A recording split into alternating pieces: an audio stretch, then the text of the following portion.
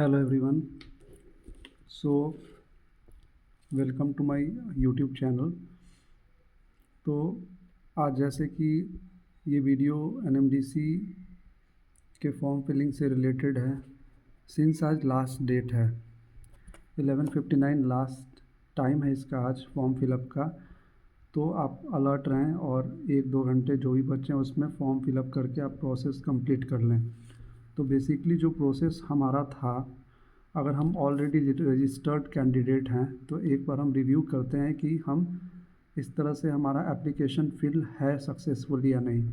तो सबसे पहले लॉगिन करते हैं। तो लॉगिन करते समय हमें ईमेल आईडी और पोस्ट कोड डालना है। अगर आप junior officer trainee electrical entry की हो तो ये डालना होगा, फिर पासवर्ड डालना होगा। ठीक है। अब आपका जो मेन पेज एप्लीकेशन का खुलता है तो उसमें सबसे पहले जो है एक्शन 1 में आएगा कि आप पर्सनल डिटेल्स फिल किए होंगे, फिर सेव किए होंगे इसको। फिर क्वालिफ़िकेशंस आपने डाला होगा ऐड करके, 10th 12th और डिग्री का क्वालिफ़िकेशंस डाला होगा और ये सेव किया होगा। फर्दर आपने एक्सपीरियंस डाला होगा, अगर आप कहीं पे एम्प्लॉयड हैं किसी पीएसयूज़ या कहीं पे भी, तो उस एक्सपीरियंस को आपने डाला होगा। ठीक है। और फिर सेव किया होगा। फर्दर एक्शन 2 में आपने अपने फ़ोटोज़ और इमेजेस 50 KB से कम किया होगा और अपलोड कर दिया होगा। ठीक है। ये एक्शन करने के बाद आप स्टेप एक्शन 3 में आपको कुछ डॉक्यूमेंट्स अपलोड करना है। वो पीडीएफ फाइल ही होना चाहिए। तो आप इंश्योर करो कि आपके पीडीएफ ही रहे, क्योंकि आपके सबमिट नहीं होंगे, वो अपलोड नहीं हो पाएंगे। तो जो लिमिट दिया हुआ है 200 KB 250 KB जो भी दिया है उसके अंदर आपको रखना है।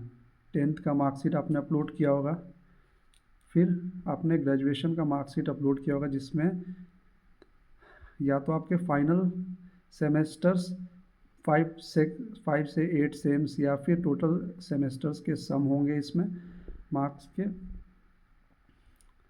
इस तरह से होंगे।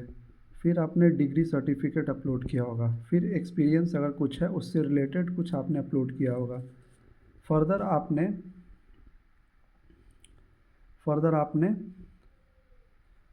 एक एसबीआई का आपका चालान कॉपी मिला होगा। मीन्स आपने जो एसबीआई का कलेक्ट पेज आपका आएगा तो उस कलेक्ट पेज में आपको एप्लीकेशन नंबर अगर जनरेट हो गया है तो उसको डालना है। ठीक है।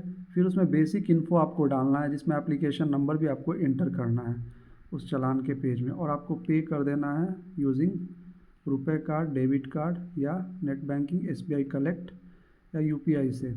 तो जो मैं सजेस्ट करूँगा यूपीआई, ये ईजीएस्ट है, इसमें कोई ट्रांजैक्शन चार्जेस भी नहीं है, बट इसका टाइम लिमिट है कि आपको 10:30 PM के पहले आपको करना है। तो आप इसको कर दो। यहाँ से पेमेंट गेटवे के थ्रू आपको एक जनरेट होगा ट्रांजैक्शन नंबर। इस ट्रांजैक्शन नंबर को आपको नेक्स्ट स्टेप में फिल करना है। ठीक है। तो यहाँ से आपको एक पीडीएफ जनरेट हो जाएगा, इसको आप डाउनलोड कर लो। एसबीआई कलेक्ट का जो पेज है इससे आप एक पीडीएफ जनरेट हो गया, पे स्लिप जनरेट हो गया। अब क्या करो कि ये कभी कभी दिक्कत भी आ रहा है, बहुतों को दिक्कत आ रहा है इस पे स्लिप को अपलोड करने में। तो आप उसको क्या करो, उस पीडीएफ को, पे स्लिप के पीडीएफ को आप रीनेम कर लो। रीनेम करके फिर से उसको अपलोड करो।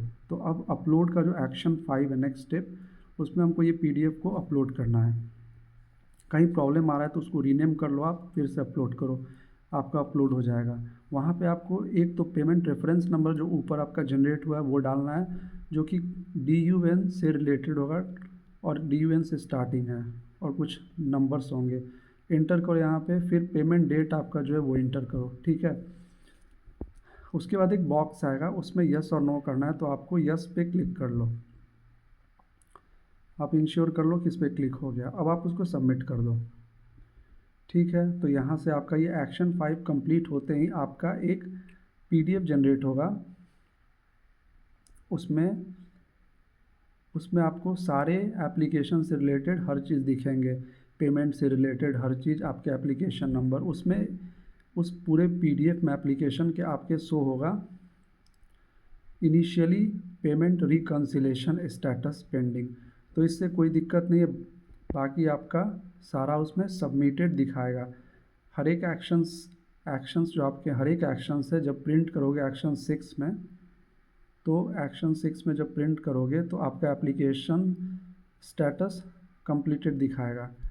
तो इससे क्या आपका हर एक स्टेप्स वहाँ पे कंप्लीटेड रहेगा। बट आप फर्दर अगर आप उस प्रिंट पीडीएफ पे फिर से करते हो या एक दिन बाद भी चेक करते हो तो आपको यही पेंडिंग शो कर रहा है, बट इससे कोई प्रॉब्लम नहीं है क्योंकि आपका एप्लीकेशन कंप्लीट हो गया है।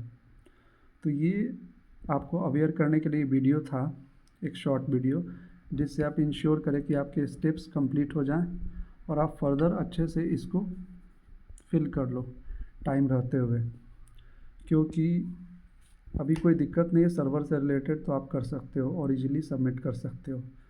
होप ये इन्फॉर्मेटिव वीडियो आपके लिए हेल्पफुल रहेगा। So thank you. फिर मिलते हैं हम लोग नेक्स्ट वीडियो में और कुछ इन्फॉर्मेटिव चीज़ें जानते हैं। So thank you all for watching.